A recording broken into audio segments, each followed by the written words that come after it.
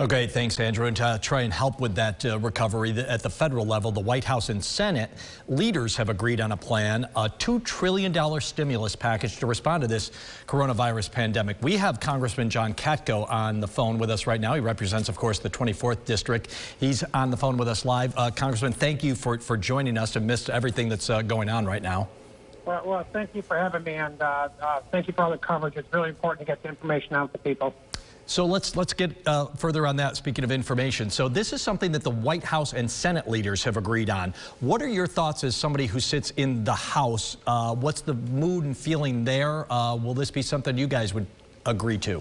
So, yeah, we've been intimately familiar with this whole process, and we've participated in the process on a regular basis. And based on all the conversations I had with the community leaders and the hospitals, the frontline EMS people and restaurants and everything else around town, we really focused on three things: getting the personal protection equipment and ventilators and to support the hospitals, advocating for that, the small businesses and the thousands of men and women they employ in Central New York, and then trying to get support for families. And I'm very excited about this bill that's coming because I think it's going to sail through the Senate in the near future, next couple hours, we hope, or next day.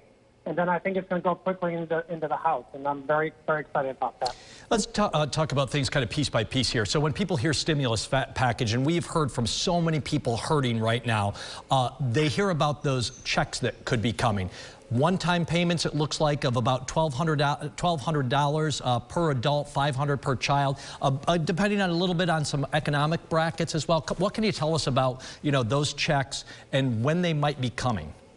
Well, obviously, the ink isn't dry yet on this deal, but here's what I know and here's what I suspect is there. And it may be subject to change, but this is pretty clear. This is going to be in there.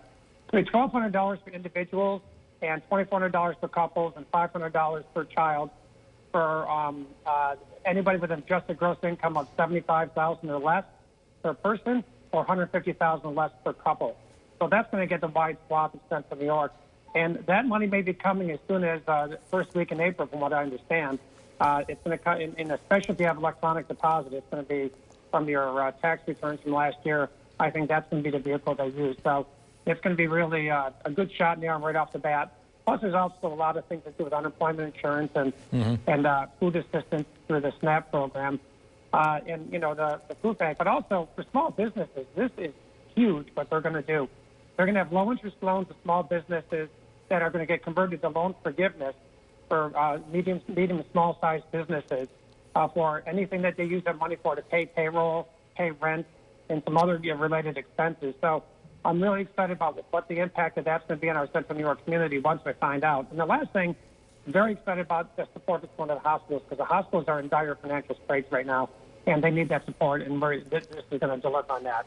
I'm excited about that. And I want to talk to you about that a little bit in just a second, but still on this stimulus package here. So Governor Cuomo today said that package he estimated would send New York State about $3.8 billion. And he says, we've got about a $15 billion hole. He called it actually terrible for New York. Is there anything that can be done to increase that number? Obviously, everybody wants a lot of money out of this stimulus package, but he seems like New York's kind of getting left by the wayside in it. Well, I don't agree with that at all. There's an old Billy Preston song that says nothing from nothing leaves nothing. It's better than nothing, and it's a lot better than he realizes. It ups the Medicaid payments. We're fixing a glitch in the law that's going to get $6 billion more in Medicaid payments to New York State. We are doing a lot of things in this bill. And then it's not just New York State. It's the businesses that are the lifeblood of New York State and in the taxable base and everything. There's tons of money going to federal, state, local government. It's going to the hospitals, going to businesses. And the quicker we get this economy back on its feet, the less severe the economic impact will be on the government. And that's exactly what this bill is designed to do. Let's move on from that one. You've talked so much about PPE, the personal protective equipment for all the healthcare workers that are on those front lines. You actually put forward a bill that would help with that critical shortage. How would that work and jumpstart the mass production of these supplies?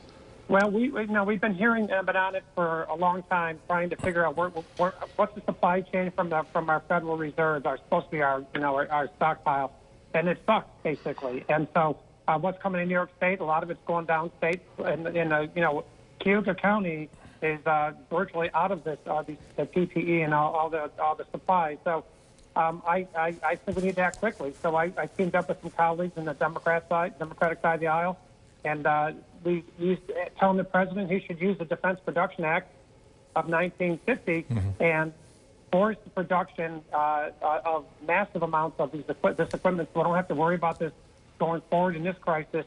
We don't have to worry about it again going forward if there's another crisis to be had. And it's a very extreme measure, but this is a very extreme time. This is the worst economic crisis we've faced as a country, I would argue, since the Great Depression. And we have an opportunity to come out of this a lot quicker. But one of it's going to be make sure we get people tested and healthy. And the second thing is make sure we have the money in the front line so that people can get back up and running very quickly.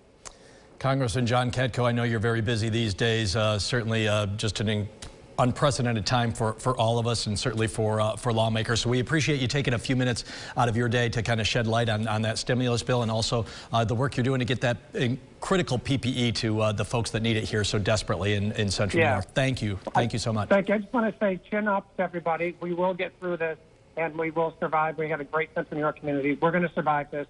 It's going to be some tough sledding, but we'll get through it. Congressman John Katko, thank you so much for joining us.